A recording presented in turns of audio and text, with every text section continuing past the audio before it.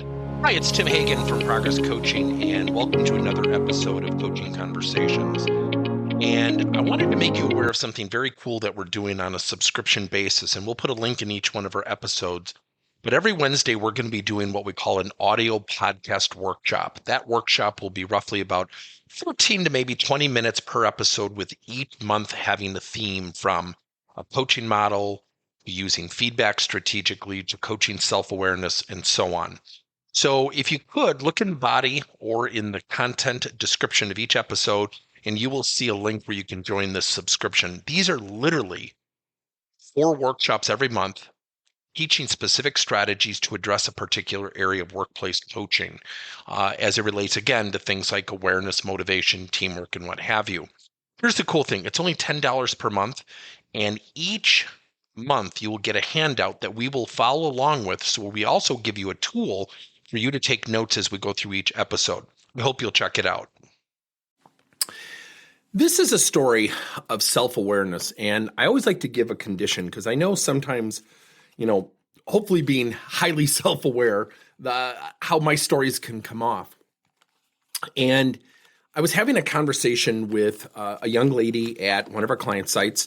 She works on the manufacturing floor of a client site, and great person, know her really well. So I have a lot of latitude.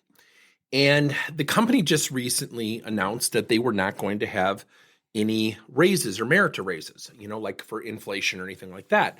And the company's going through, quite frankly, they're a little bit flat with revenue, and, things have not improved. And she and I got in this conversation, and she was talking to somebody else, and she goes, it's like they don't care about us. It's like they just don't give a bleep, bleep, bleep. This is BS.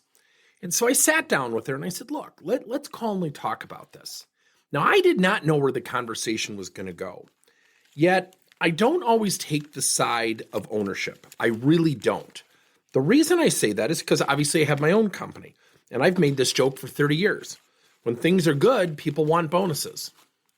When things are tough, people get their resume ready. So it's tough having a company. It's tough running payroll. It's tough, being responsible for other people's well-being. Let me just share this with you. The company that she works for is a good company. They're good people. They're going through a challenging time, like a lot of companies.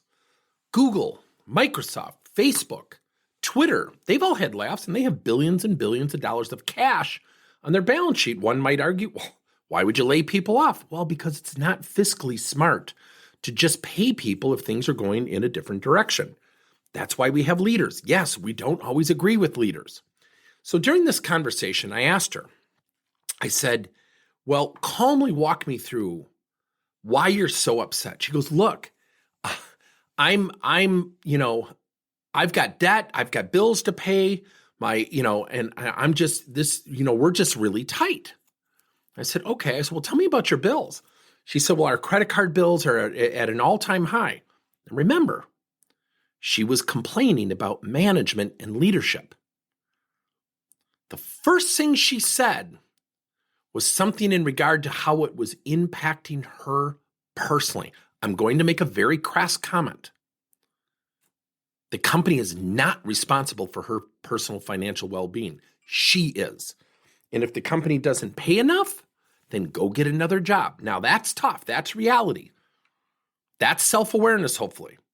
So as the conversation continued, she started to tell me they just got back from a trip. And then she said, my husband didn't get laid off, but he got put to part-time. He's only working 3 days a week. His company's slow. Now, I'm going to make a very strong comment that's going to come off really bad because I predicted this. When everybody was saying things like, well, I'll just go get a job somewhere else and unemployment's really low and people had their pick of jobs, I said, it's going to change, everybody. And I said, do you remember that comment? She said, I do. I said, okay, I'm going to ask you a really personal, tough question. She said, okay. I said, do you have savings? She said, what do you mean? I said, do you have 6 to 12 months of savings put into an account in case of a rainy day that you and your husband and your family and your 2 kids would be okay? She said, I do not. Now remember, the question was, why are you angry with management? The question wasn't, are you fiscally irresponsible? It wasn't, do you have credit card debt? I got to those questions. So what she did, like a lot of people do, is we look at people's decisions and then we start to decipher if it's a good decision based on how it affects us. And I said, okay. I said, so I'm going to say something back to you and you're going to get really mad at me. You're going to want to get me in a headlock and potentially punch me in the nose. And she started laughing. And I have that relationship with her. Again, I have latitude. And she said, okay. And I said, so you went on a family vacation, put it on your credit card, and you don't have savings to secure the well-being of your family. And she looked down. I said, look, I'm not doing it to embarrass you. I want to be candid with you. I want to help you. Would you say that's been a great decision or a poor decision? She said, probably a poor decision. I said, well, it is a poor decision. Not probably, it is. I get the emotional, we get to do something for our kids. I've made the same mistake. Yet you made a poor decision, yet you're angry at management's decision to not give a raise. When why? Because it's not fiscally responsible right now. If the company has less money coming in, yeah, they know they're going to lose people. They know people are going to quit. But you can't pay people with less money. It doesn't make sense. It doesn't last for long periods of time. And I said, so I want to ask you something. I said, how much debt do you have? She tells me, and I said, well, can you earn more money here? She said, well, yeah, I could pick up extra shifts. I said, well, what if you took 2 extra shifts a month? And she said, yeah. And I said, well, how much would that pay you? She tells me, and I said, so if you did that for like 9-10 months, you would have no credit card debt. She said, yeah, you're right. And I said, has your husband interviewed here? She goes, what are you talking about? I go, well, could he work here part-time? I know that we're struggling to fill some of our shifts. She goes, I never even thought about it. See, everybody, when we coach and we're tough and we hold up the mirror and say, come on, let's cut the BS. Look in the mirror. You decided to go on vacation. The company didn't put your husband down to part-time. His employer did. Yet you were spouting off on why management was screwing you and they don't care about you.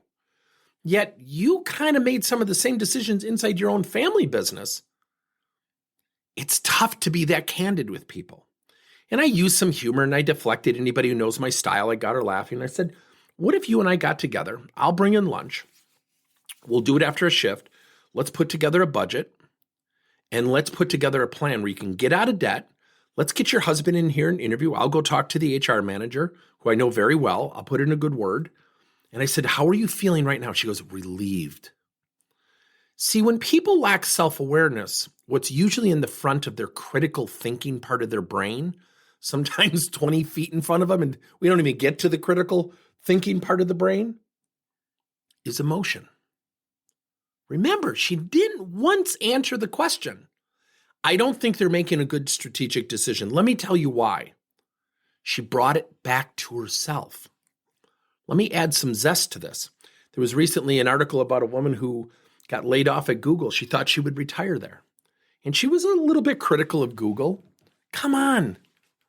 Not everyone's perfect, but Google's been a pretty darn good company. Innovative, creating jobs, opportunities, building industries, building marketplaces. Doing a lot of good things for mankind. Yes, decisions are tough. And I'll share it, and I'll share it again with vigor. When things are good, wow, are we going to have a bonus? When things are tough, I got to get a resume ready. Got to protect myself. We need to get the mindset to start protecting the organization. By protecting the organization, we can protect ourselves. Yet the company is not responsible for people's individual financial situations. They're responsible for providing a good place, safe place to work with good pay, hopefully good benefits. And if they're not, then you get to go somewhere else. That's your choice. But the company is not responsible for her going on a vacation and putting it on her credit card when her husband was part-time. It made no sense. Yet she did something that I think we are all guilty of. The transfer of responsibility. Look at what that decision did to me. Yet, quite frankly, knowing what the company's going through, leadership's making a really good decision for the safety, for the financial well-being of the organization. What are your thoughts? Thank you for listening to another episode of Coaching Conversations by Tim Hagen and Progress Coaching. Now, our company is always coming out with new and innovative solutions to help leaders coach their employees. And recently, we just created a new service called Coach to You, where leaders can pick and choose topics and assign 7 to 21-day programs for employees to learn and, more importantly, apply actions and then reflect and share what they're going to do going forward as a result of the learning. It's called Coach to You. We're literally bringing coaching to your employees. If you're intrigued, we'll have a link in each one of our episodes where you can get more information. And again, thank you so much for listening to another episode.